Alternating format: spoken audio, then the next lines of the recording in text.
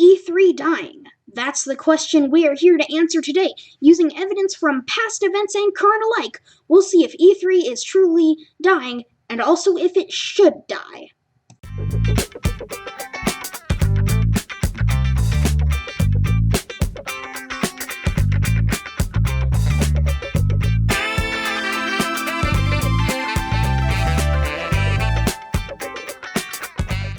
Hello everyone, and welcome back to BGA TVHT, the show where we do gaming commentaries every other day. And on today's episode, we'll be looking at the latest trends in E3 to see if it should die and if it is dying. So let's start with this year's E3, which is pretty much over.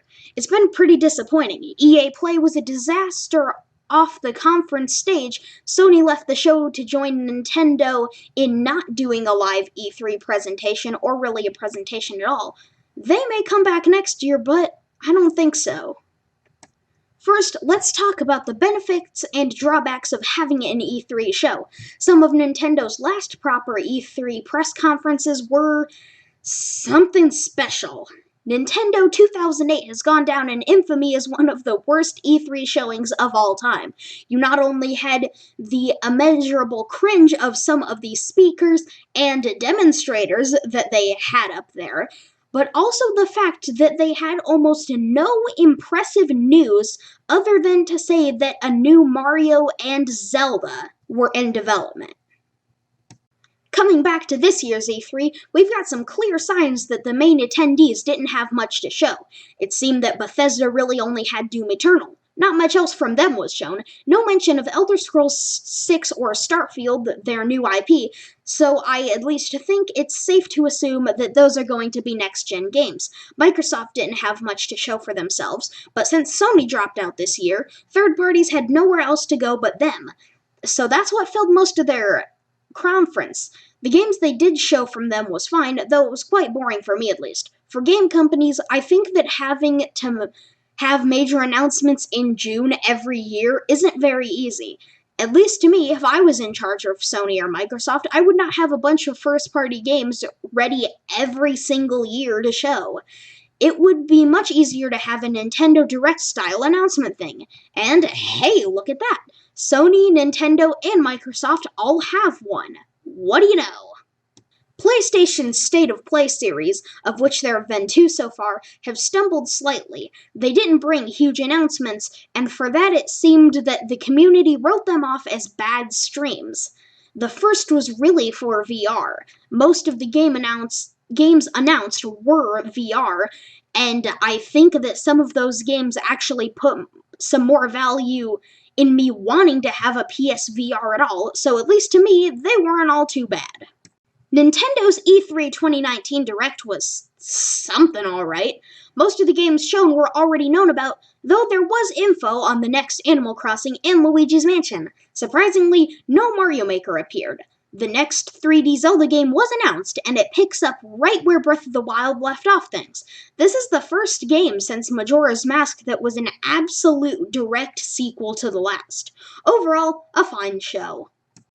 So let's bring things back to our main question. Should E3 die? Well, based on what we've discussed, it seems only logical that E3 in the next 2 to 3 or 4 years will probably kick the bucket. What makes me say to 2 to 3 years? Well, it's obvious that E3 is still one of the biggest events of the year for gaming, and it wouldn't make the most sense to have such a drop-off after 1 year. It seems that we won't be leaving the E3 show floor just yet if things work out the way I think they will. So what about the naysayers? The people that love E3 no matter what? Most of these people end up falling to a slightly adjacent category to me, the true gaming news channels. They obviously make quite a bit of money off of E3 and the announcements surrounding it. You can turn one press conference into 3 videos if you really wanted to stretch it. I know from experience, well, not stretching, but I know I could have. However, there are normal gamers that don't want E3 to die. They seem to think that E3 has a lot of magic and theatric stuff behind it. To that I say, where was it this year? Without Sony there to put on a big show like they have in the past with the big orchestra for God of War and the hanging bodies for Days Gone, They were some of the most memorable E3 moments for me. For the past 2 years, Microsoft has just had a stage. Nothing cool except maybe that Lego Forza car they had this year. Even Xbox players have to admit it that at some point, Sony does some more unique things with their conference. I mean, just look at all of their past, and you'll see.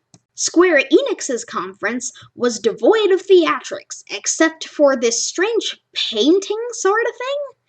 Square Enix is notorious for some laughably bad conferences. This one wasn't too bad, though. Just like Microsoft's, it had no sort of theatrics. This brings us to my next point. Without a live show, there won't be any filler or cringe. We won't have something to laugh at in the end, sure, but at least we won't have to sit through 10 minutes of boring DS lifetime market sales. Those can be released online at any time for strange people who want to look at them. I don't know. Nintendo usually brings out some big games at E3 time, and of course some other stuff too. But if they did a full conference, it would be quite disappointing. At least to me, when I see such a massive show put on, I expect something big. Just a few announcements that are interesting when you put on a show that big feels more disappointing than when you just do a recorded small video. With the internet consuming more of our activities, it only seems inevitable that video game announcements will move to a cheaper, easier way of announcing games. Well, I think that's about it for this video, guys. If you enjoyed the video, please leave a like and subscribe. And this is Brandon from Big McLarch Gaming, signing off. Goodbye.